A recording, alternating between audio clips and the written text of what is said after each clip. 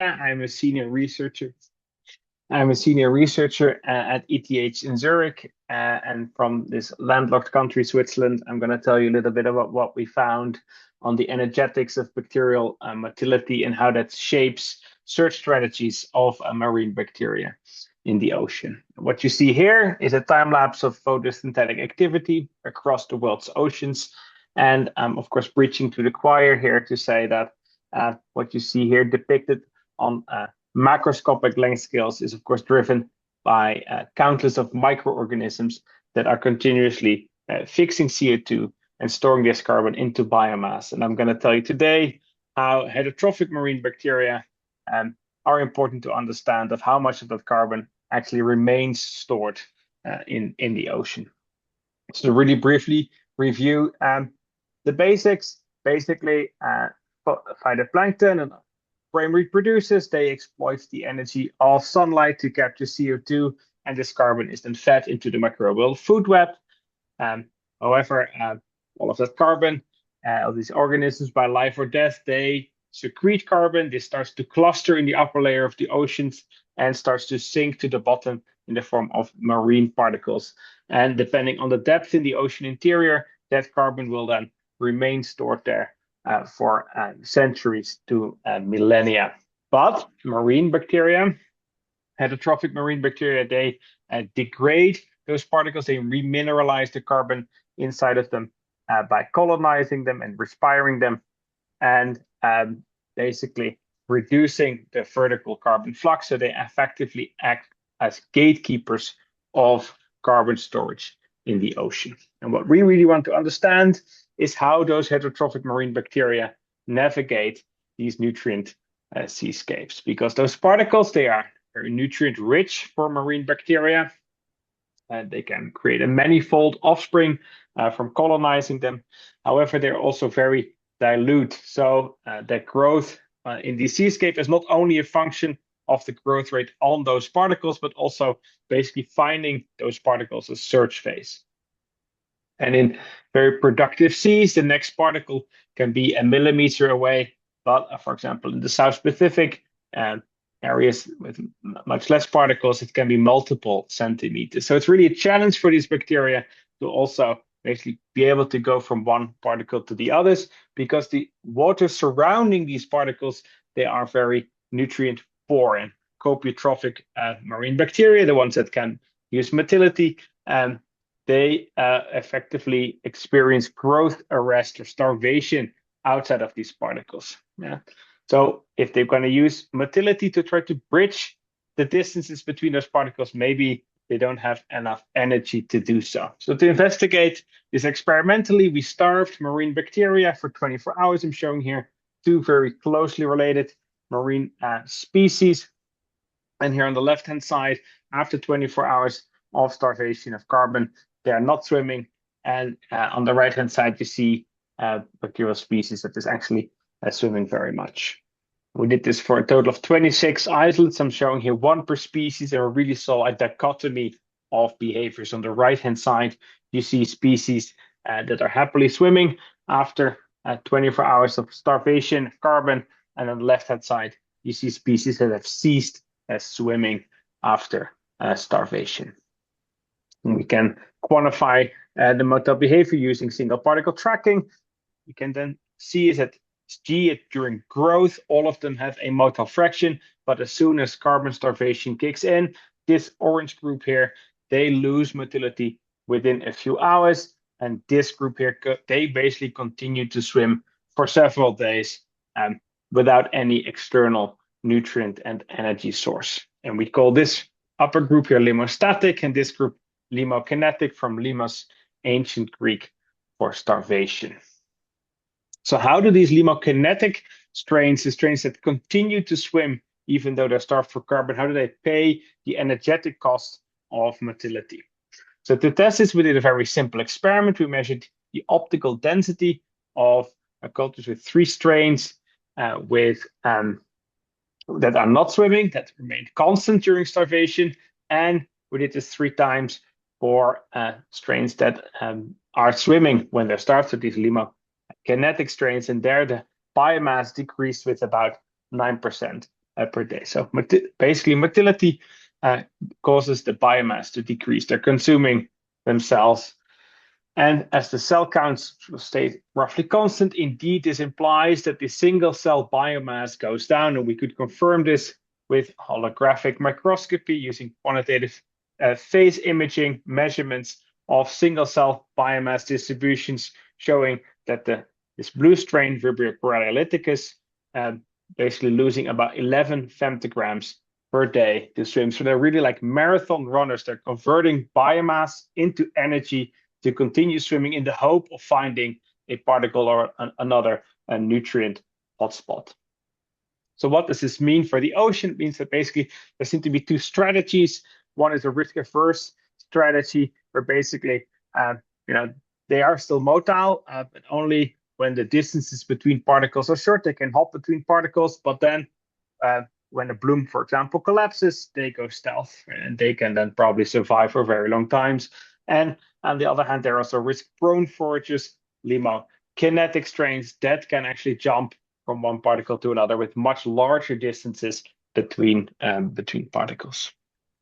And of course, right, so it's important to realize that when bacteria disperse from a particle, probably the most of them will never find another particle, but the few that will do, they can actually propagate the population as long as the growth reward of colonizing one of these particles is large enough. And to quantify that intuition, we teamed up with a mathematician, Natasha Blitvich, and she mapped this basically on a branching process to get very nice closed form expressions for this. And with that, and using particle size spectra, we could show that basically,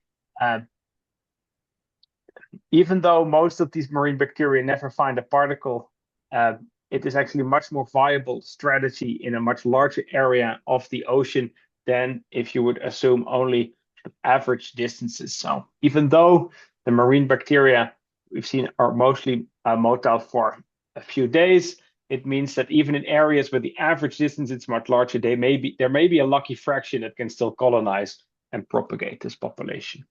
And I think that this points at a sort of much more general principle for dispersion in microbial ecology. If you think about gut bacteria and in the guts of warm-blooded animals, they get secreted in the new environment. Most of them will never see another gut, but the few that do, they will actually continue the population.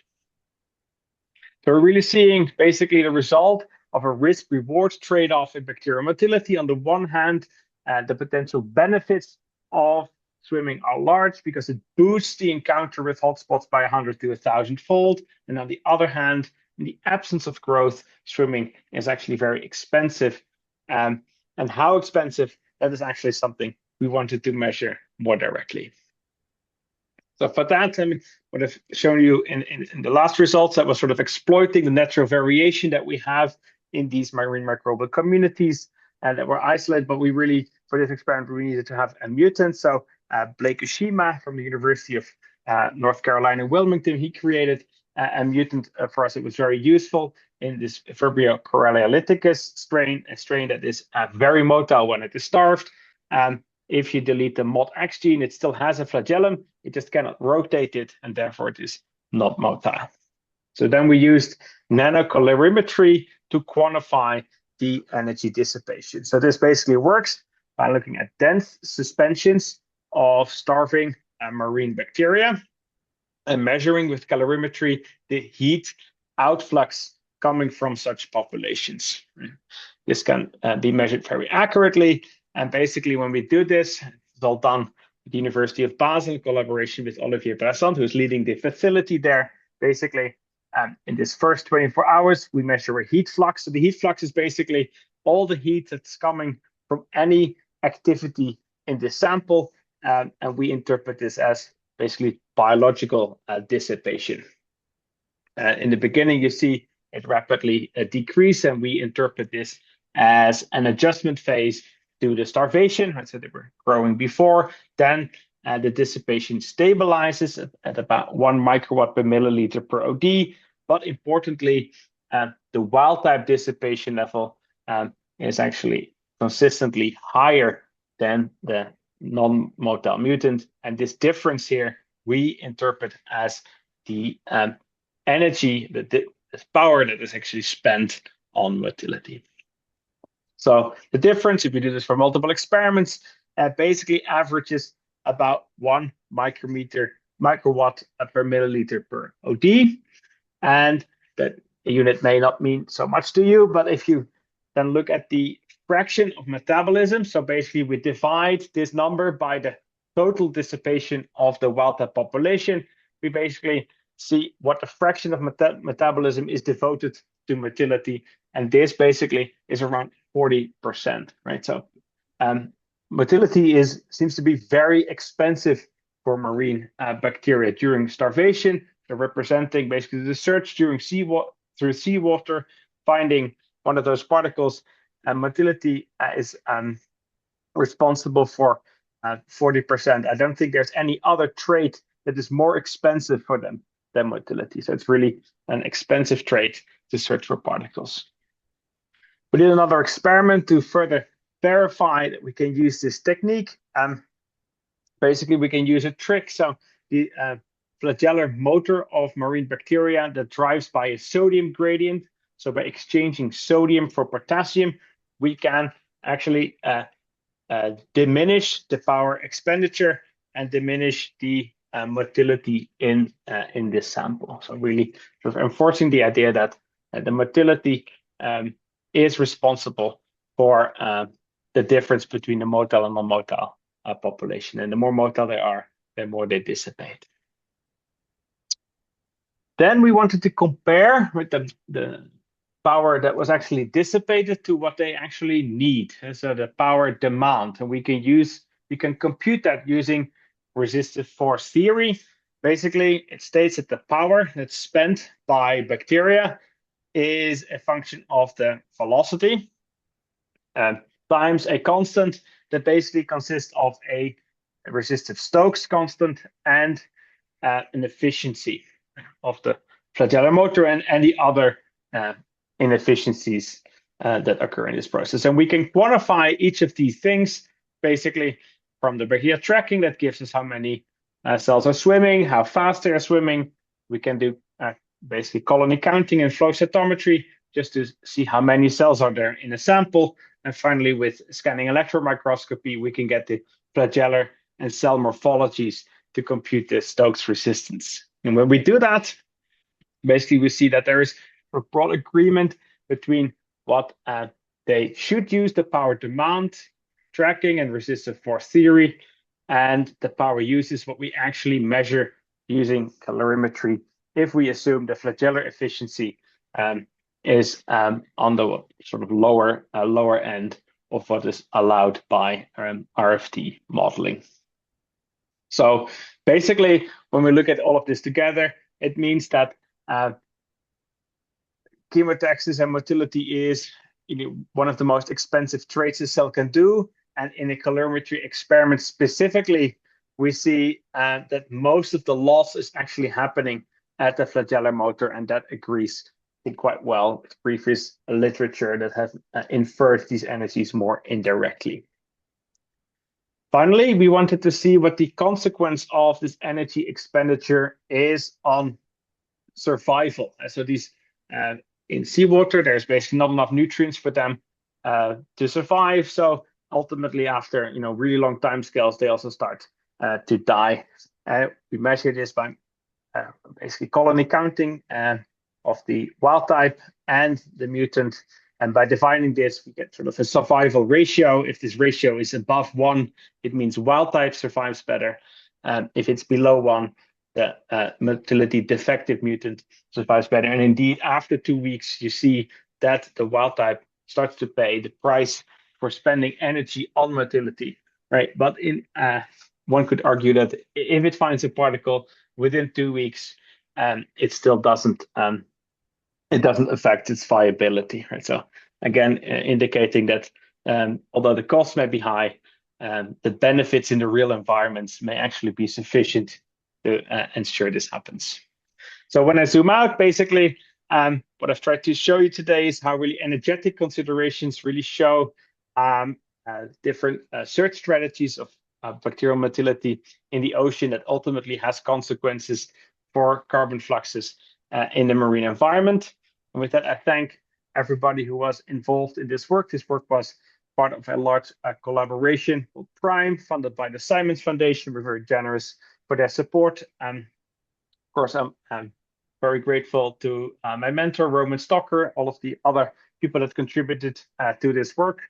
And in this summer, I'll be leaving ETH, and I'll start at Queen Mary University of London first as a Newton Fellow, and after that as a lecturer to start my own group. And I thank you very much for your attention and the opportunity to present here today. Thank you.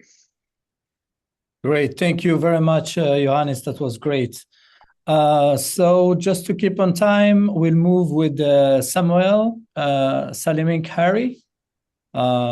Please present yourself and go ahead. We'll have the questions at the end of the third talk. Thank you.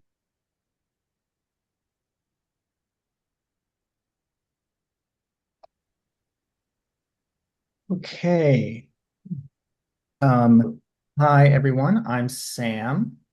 And today, I'm a postdoc at the University of Wisconsin-Madison. I work primarily with Nimish Pujara. And today I'm talking about the line attenuation due to preferential orientation of particles and waves in shear flow. This is an idealized model that we put together to think about how waves might influence bacteria, algae, and microplastics and their attenuation on light in the upper water column. And our research is really motivated by two observations. The first is that many aquatic particles are non-spherical. So if we look at a histogram for oceanic phytoplankton here, we can see that their aspect ratio is generally greater than 1, meaning that they're longer than they are wide. And that non-spherical particles have a preferential orientation under wave motions. So in addition to the cyclical orbits that they'll do underneath the water waves, their orientation will also be knocked towards this approximately horizontal orientation. And in general, the particles' optical properties are dependent on their orientation. And so our main research question is, how does this preferential orientation by waves or shear flow impact particle light attenuation up in the upper water column? And so some more details about this preferential orientation. If we consider the case of idealized water waves, and we put a non-spherical particle in it, and here maybe we've got an oblate particle that is shorter than it is wide, then it will preferentially orient that short axis downward. And if we think about sorry, I think I misspoke. Those are oblate. And if we think about a prolate particle that is longer than it is wide, and that will preferentially orient its long axis approximately horizontally. And in either case here, the long axis ends up approximately horizontal, and exactly what angle it ends up at depends only on its shape in the case of water waves. And here, to represent shape, I'm using a shape factor here that's related to the aspect ratio. And what's nice about it is that in the flat disk limit at -1 here, it's representing an impossibly flat disk. And at +1, it's representing an impossibly narrow rod. And so if we include shear here, where shear is the slope of this velocity profile near the water surface, then the strength of that shear, the slope of that line, competes with the wave steepness. And if we examine the preferential orientation near the water surface, we can see that it's dominated by the wave motions. But as we go down and down, the wave orbitals become smaller and weaker. And so eventually the shear starts to win out. And when shear wins in this sort of competition of the orientations, it makes the particles go into Jeffreys orbits, where the particles will sort of tumble through the water column. And so when that happens, I'm marking that with white here because we say, hey, there's no clear preferential orientation here. So we'll just say that our model is invalid. So depending on the relative strengths of the wave and the shear, you get a slightly altered angle from the waves only case, but it's still pretty similar. And to couple this orientation model with a light attenuation model, we'll do that with 3 steps. First, we'll identify an optical model that let us look at the light attenuation due to individual particles. And we'll do that by finding an optically equivalent sphere, which has an analytical solution for its light attenuation. And then we'll aggregate these particles together through the beam attenuation coefficient to consider the relative change in attenuation of these flow-oriented particles versus the random orientation case. Here, we're assuming that in the absence of flow, the particles will just be randomly oriented. And so when we're looking for an optical model, it would be really nice if we have a model that applies to many of the particles that we're interested in. And if we look at the particle sizes for common stuff in the ocean, we see that most of the particles we're interested in are larger than about 1 micron in size, except for maybe some viruses, bacteria, or phytoplankton. And what's great about this is that the anomalous diffraction approximation in visible light will apply for many of these particles. And the anomalous diffraction approximation is sufficient for calculating the beam attenuation coefficient, but it doesn't give scattering as a function of angle. And so when we're looking to use this method and find our optically equivalent sphere, what we're really interested in computing is the extinction cross-section, which is sort of the size of the shadow of this particle that represents the sum of scattering, which is the redirection of light, and absorption, which is converting it into another type of energy by this particle. And that is related to the projected area of this particle, which I'm denoting with G in my little animation here, and the extinction efficiency. Extinction efficiency itself depends mostly on the phase delay parameter, which depends on the refractive index, the wavelength of light, the size, orientation, and shape of the particle. And the phase delay parameter represents the spatial lag of a wave of light that's going through the particle compared to a wave of light that's going around the particle.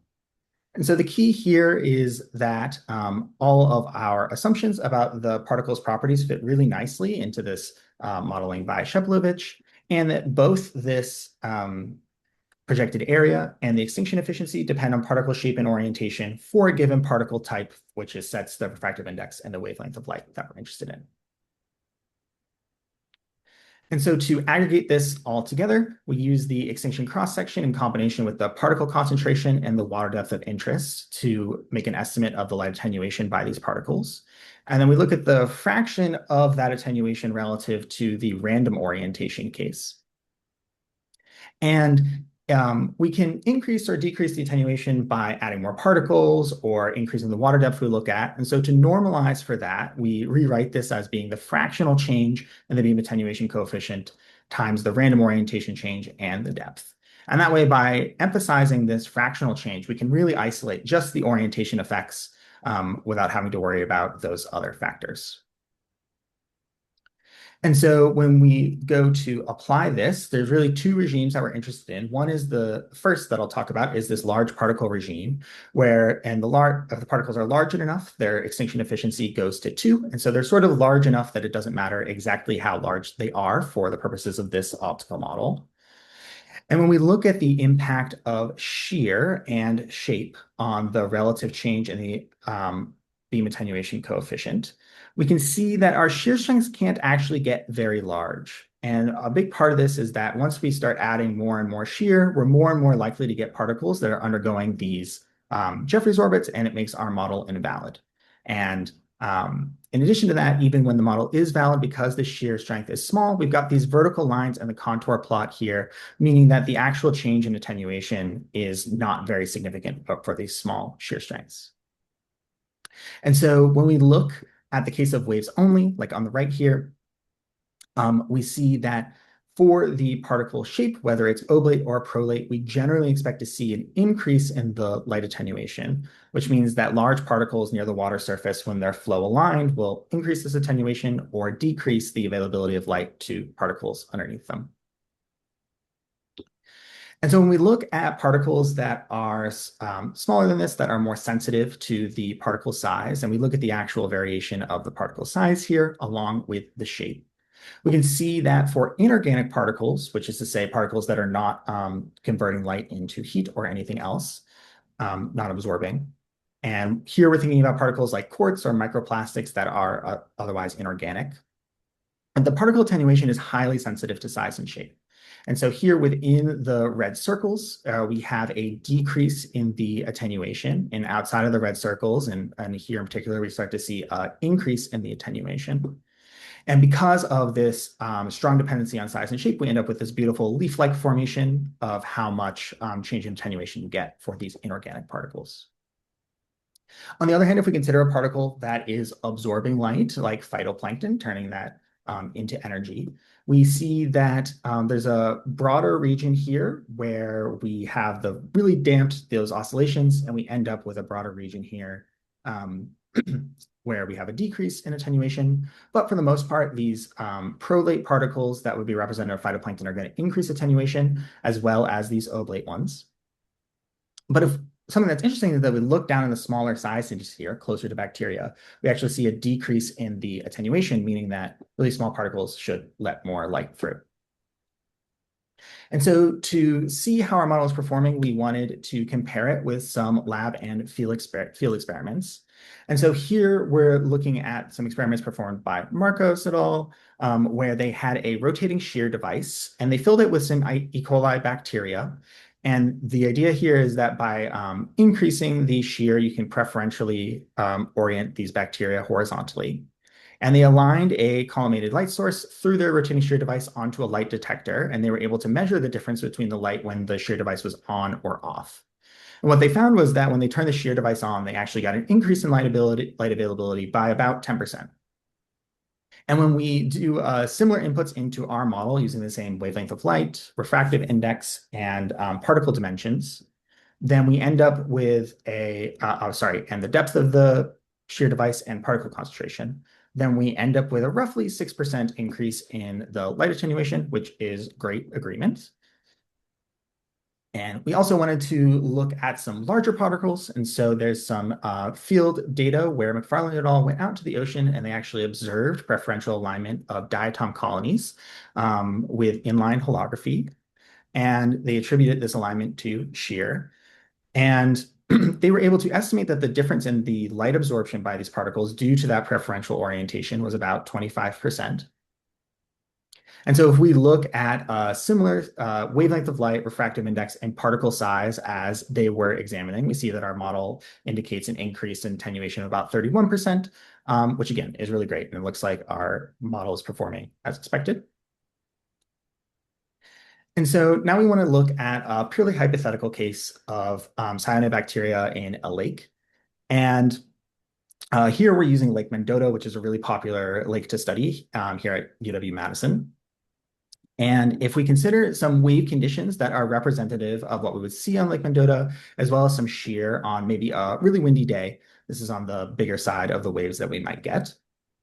And we consider a hypothetical cyanobacteria-like particle. And here we're using Synococcus as a reference, which is a cyanobacteria that has been observed on Lake Mendota and absorbing refractive index.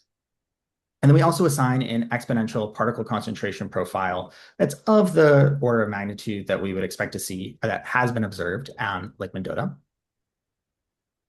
And what we see is that this concentration profile really drives most of the depth variation in the beam attenuation coefficient.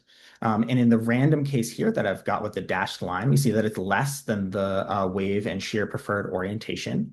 And we see that it increases even further as the shear and the waves compete and drive the particle orientation even more horizontal. But that in general, the depth average values can increase this beam attenuation coefficient by 15 to 25% for realistic lake conditions and particles. And so what's interesting about this is that it should have an impact on the near surface light climates. So if we imagine this near surface photic zone on a day before the onset of waves, it might have some depth. And then with the onset of waves, it's going to preferentially align those particles and shrink the photic zone by increasing the amount of attenuation and expand the aphotic zone because there's less light available to organisms that are underneath of it. And so in summary, we constructed this idealized model of beam attenuation coefficients by flow-aligned particles. We saw that in the large size limit, non-spherical particles tend to increase attenuation and decrease light availability beneath them. But interestingly, small bacteria-sized particles tend to decrease attenuation. And what's great is that this idealized model can be used to make preliminary estimates about many kinds of organic and inorganic particles. And its analytical nature means that it's really fast to make these estimates. It doesn't require very much compute power at all. But it's limited to the beam attenuation coefficient, and so more comprehensive optical models can improve applicability by looking for things like a diffuse attenuation coefficient. If you want to read more, you can look at our paper in limnology and oceanography. Just want to give a shout out to my co-authors for helping make this work possible, as well as support by the Wisconsin Alumni Research Foundation. Thanks. Excellent. Thank you very much, Sam. That was great. We'll have questions at the end. So we'll move ahead with Karuna Agarwal for the last talk. Please, Karuna, go ahead, and then we will have questions. Thank you.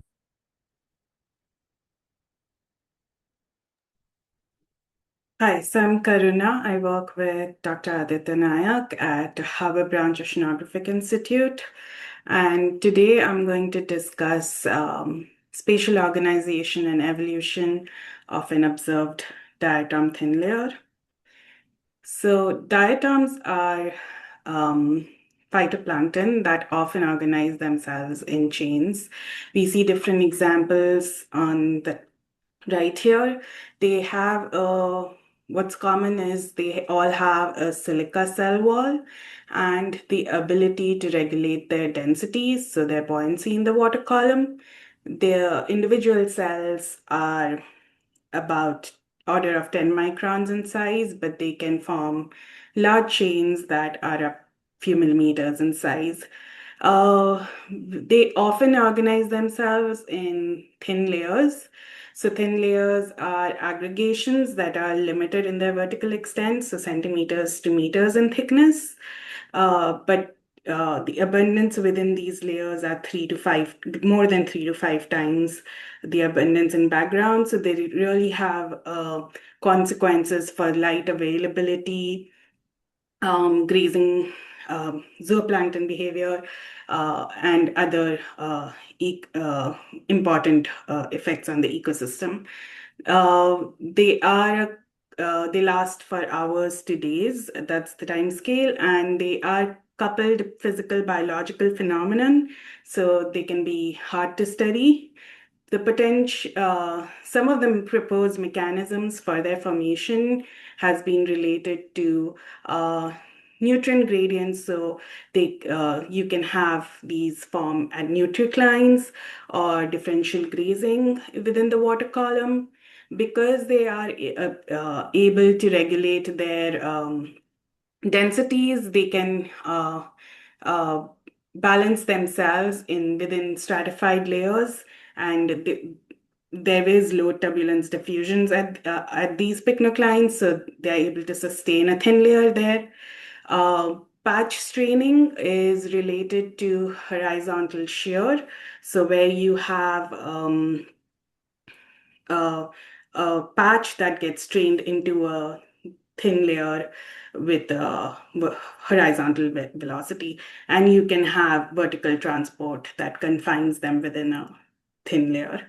While they have been frequently found in stratified waters and even under ice, we need very high resolution observations and models to actually observe them. Typically, instrumentation that's used include optical instruments that such as fluorometers and spectrophotometers that characterize the chlorophyll. So for example, on the left here is an example of a thin layer being observed at about 25 meters depth. And this would not, however, give us the species distribution. So to do that, imaging profilers can be used. They are they are able to provide the species identity, size, abundance, orientation. Sam discussed how orientation can affect the light properties, so that can be important parameter to characterize the thin layer. LiDAR can also be used while they are able to observe the thin layer occurrence, again, over a large scale, but again, they do not provide the data on species distribution. So we used a multi-instrument approach where we had, this was a field campaign in East Sound where we had multiple instruments. For imaging, we used holography. So this allows us in the volumetric spatial organization information within a sample volume here. It was 2 milliliters, and we use red light to illuminate this particular sample volume. We had an AC9 instrument there to characterize absorption attenuation, and we were able to recover chlorophyll A measurements using the line height method. We also had acoustic Doppler instruments, so an ADCP that looked at the mean flow structure about 1.5 meters away from the instrumentation, so ahead, but we used the ADV, which was co-located at the depth of the holography sample volume to get information on the shear and dissipation. We also had a CTD to get the density, temperature, and salinity, and this whole package was slowly descended into water to get vertical profiles, and we were then able to synchronize the instruments to get a final process data set with vertical resolution of 5 millimeters and 5 hertz frequency. Sorry. So the observations were made in a shallow sound in the Pacific Northwest. So this is about 20 meters deep. Most of it's pretty confined area with across the it's about less than 2 kilometers across and about 12 kilometers along the length. Most the data I'm showing today is focusing on 2 days of observation. So the first day in red and then the next day in blue, and this is the color scheme I'm going to use going forward. So all the observations were made at daytime, so we are ignoring any day effects. There were no particular significant wind events. However, there was a neap tide the previous day when we made those measurements. And we observed a thin layer the next day, so we are able to then characterize the thin layer and see how it's evolving over the day. This is the raw hologram. It's a video that I'm going to play that descends in depth, and you would start notice the diatom chains as the depth increase, and they get more abundant within the thin layer. And you might also notice as they get more abundant, they also orient themselves horizontally within the thin layer, and then getting out of it, you still see diatoms, but then relative abundance has declined. So that the video I showed was raw holograms. We were able to reconstruct them, get 3D location of each individual organism we saw in there. And these segments were then classified and ID'd using a CNN model that we trained. Most of what we saw was diatoms, but we also had some larger zooplankton, marine snow aggregates, and dinoflagellates. Most of the diatoms that we saw was actually Dityllum brightwelli, which is the organism here on the right. And we saw them forming long chains that are attached through a central spine, while they themselves are like tetrahedron in shape. So looking at the abundance and also the relation to chlorophyll A within the water column. So we see a thin layer form on the second day, like I said, at about 3 meters deep. Most of the abundance is the contribution comes from D. brightwelli. And if we, of note, if we integrate the abundance in the depth, we do not see significant changes between the days. So all the diatoms that are probably in the thin layer are already dispersed in the water column. So this is not we are not seeing significant growth or grazing. We can look at length distributions for Deep Bright Valley in particular. What we see is within the thin layer, which is on the right here, we see flatter distribution, so longer chains that appear. And so each single cell is about 100 microns. So what we are seeing is up to 10 cells long, and we see 10 to 18% increase in chains greater than roughly 3 cells within the thin layer for all the different profiles. We can also characterize the nearest neighbor distances for Deep Bright Valley. So the most likely neighbor, and this is across all species, is either Deep Bright Valley or the species itself. If we look at all depths versus the PDF of the nearest neighbor distances in the thin layer, we see a significant increase in distances less than 1 millimeters. So they are forming chains that are close by, and that can have implications for biology, such as ability to then extend those chains and connect themselves, etc.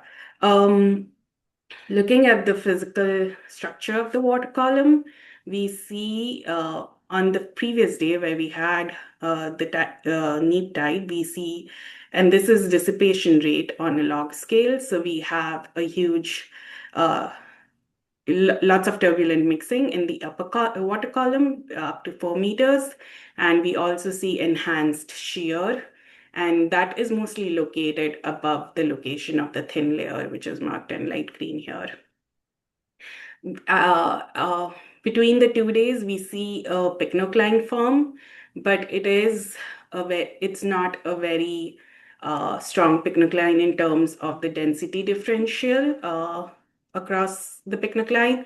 And we can characterize this, the water column stability, with the Richardson number, so stratification by shear. And we would assume that the water column is stable if the numbers are higher than 0.25, which we see it's stable for the thin layer profiles. So thinking through what could be the potential mechanism for formation of this particular thin layer, this is just a sketch of what we would observe. And as we go darker, we are increasing in time. So for a growth-based, local growth-based evolution, we would see increase. And like I showed before, we do not see the overall abundance increase. And while we don't have nutrient data, we can say maybe this is not the primary mechanism for this. And similarly, because we are not seeing any associations of zooplankton with the thin layer or any decrease in abundance, we can say that's probably not the likely cause. For patch straining, as the initial patch gets sheared, we would get, while there's no mechanism for increase in concentration at the origin of the patch, you would see a sharp increase as the patch is advected horizontally. And most of our shear is actually above where the thin layer occurs. And if we try to balance that shear against the turbulence efficient, remember our diffusion values are pretty high, that would imply our initial patch was only 30-meter wide, which we know from the distribution of our stations that we don't have such a small patch. So another potential could be because they can regulate buoyancy and we have a stratified layer here, we would, diatoms might be arranging themselves at the pycnocline. So the sinking and rise velocities for this expected, for the observed pycnocline would be about 10 micron meter per second. which is not unreasonable. This has been observed in field, these values. However, this would take more than 2 days for the layer to converge. So looking at one other option, which is the vertical transport, we can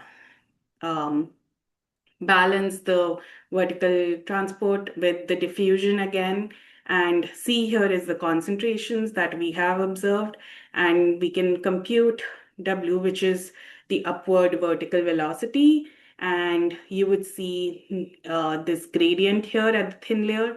So you have downward velocities at the top of the thin layer and upward at the bottom. And when we compare them against the measured ADCP velocities, they kind of match up in the upper 5 meters, but we have much higher upward velocities in the lower water column. If we try to integrate, if we assume these are just particles, the diatoms are just particles being attracted, with this flow, we can see a thin layer form within a few hours at the thin layer location. So this could be a potential cause. However, this is a very simplistic model where we have not incorporated any effects of unsteady sinking, and the diatom length scales are the length scales of the turbulence. In this case, we haven't, and while I ignored horizontal advection and grazing and growth, we do not have that data to outright discount them, and they could still be playing a role. Because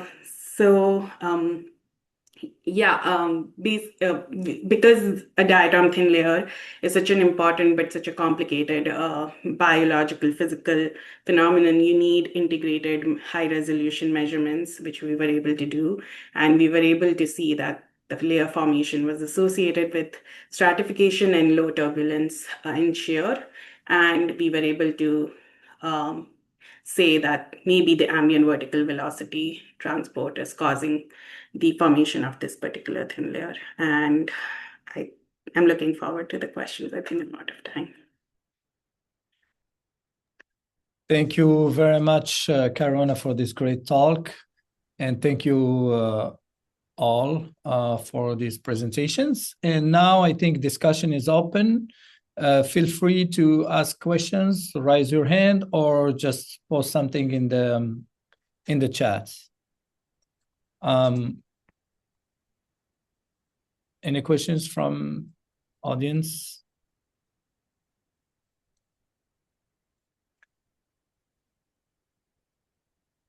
Yes, Mark.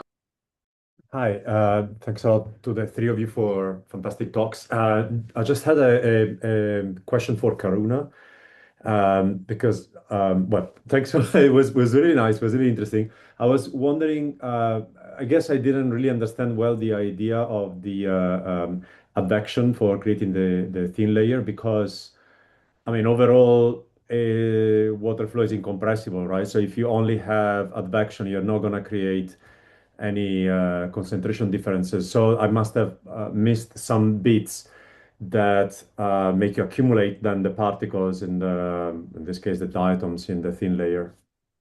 Yeah, so you are going to have an horizontal velocity component too, which I have ignored here, or not considered here, but I mean, you can still have concentrations within the vertical.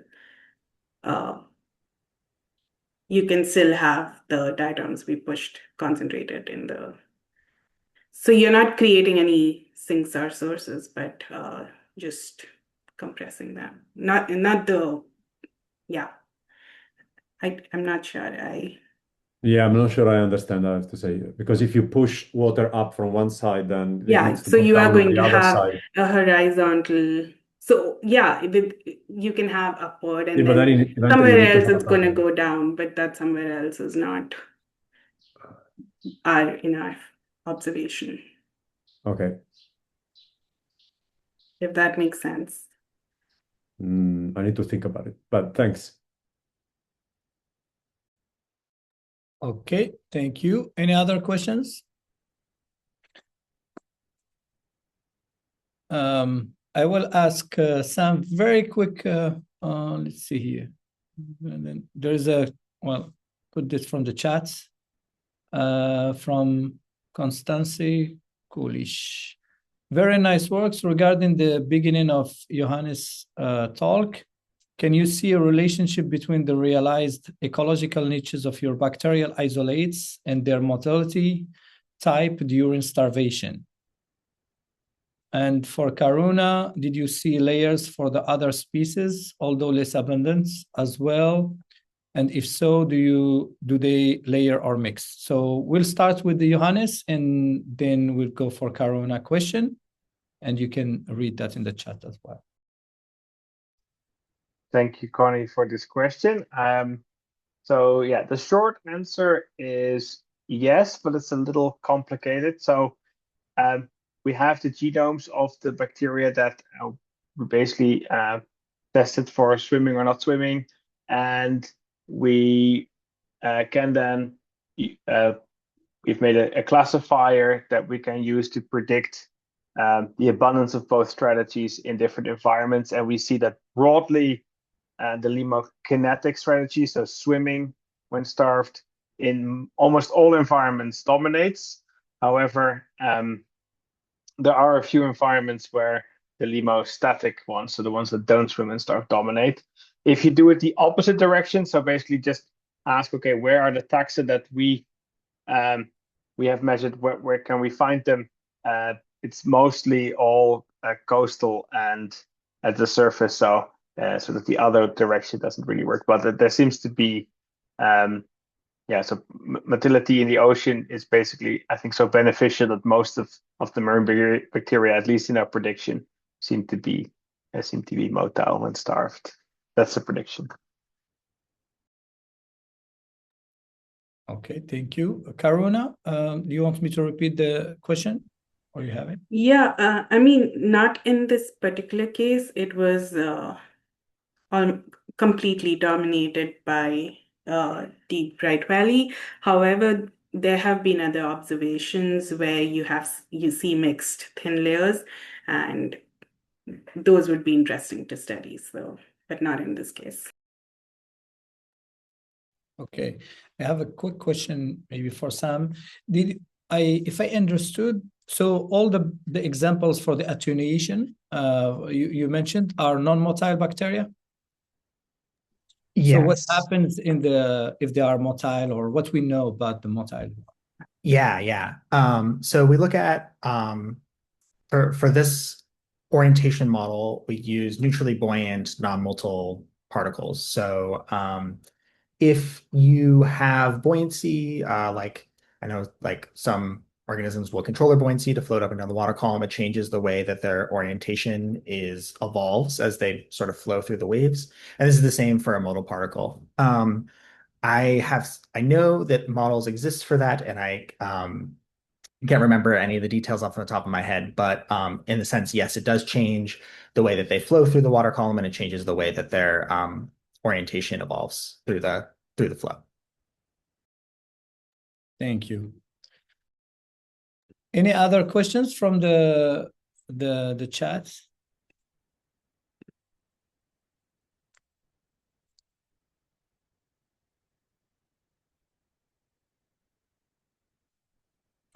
Okay, one maybe little more question for Johannes.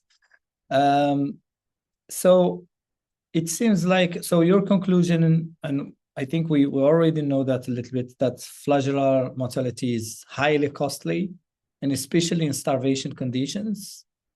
And the benefit that they keep that in your model is if they can catch up a particle, it's maybe worth it. Is that correct assumption or understanding of? Yeah, I would say that's broadly, I think a good summary, right? So, I mean, I would agree that also generally the prediction, we could make predictions on how costly bacterial motility is, but I would also argue, before the experiments that I presented today, it's not really possible to give the baseline. So there's this fraction of metabolism that's spent on motility, I don't think that people could make sort of a priori estimates of. You can make an a priori estimate of basically how much it costs to move a body through liquid, but you need to also know sort of the maintenance energy of the bacterial cell to say something about the broad about the fraction of motility. And yes, indeed, the fact that it is so widespread must mean that to this enormous cost or this large cost, there must be a benefit. And particle hotspots like particles are probably the ones that drive this. Yes. Thank you for that question. Okay, thank you. Any other questions from the chat? Well, I think there's a question in the chat from Ahmed.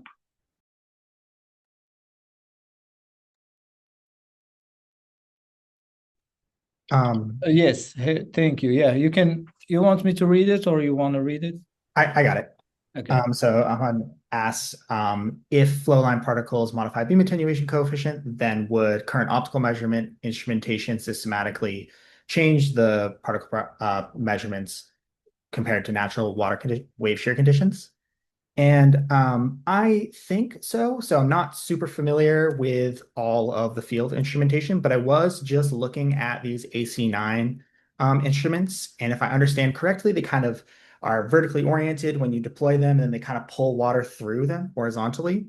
And depending on how that pump influences the orientation of the particles, like maybe it makes them random as they flow through the device. And in that case, I would think they would systematically underestimate. The holography instruments, like Karina was showing, it seems like they preserve the orientation. So in that case, they should work, presuming they do, as it appears, preserve that orientation. So yeah, I think to be determined, I suppose, but that would be my guess. Thank you. Any more questions? Maybe one last question. Very briefly, Karuna, you mentioned that you did some sampling for a 2-day sampling, right? Yeah. Are you planning to do a longer experiment to see if there are other changes that, yeah. I mean, we are not planning any more experiments, but I guess if there's funding, we would go and do it. Okay. It would be interesting. These measurements were done 10 years ago, so it would be interesting to go back and redo these. Okay. But the time scales for thin layer formation is like over days. And there have been a few large-scale studies, particularly off the coast of California, that have tried to look at longer-term differences, and they were able to see year-to-year differences based on the physical conditions. So, but we haven't looked at that longer time sampling. Thank you very much. I will stop the recording here. And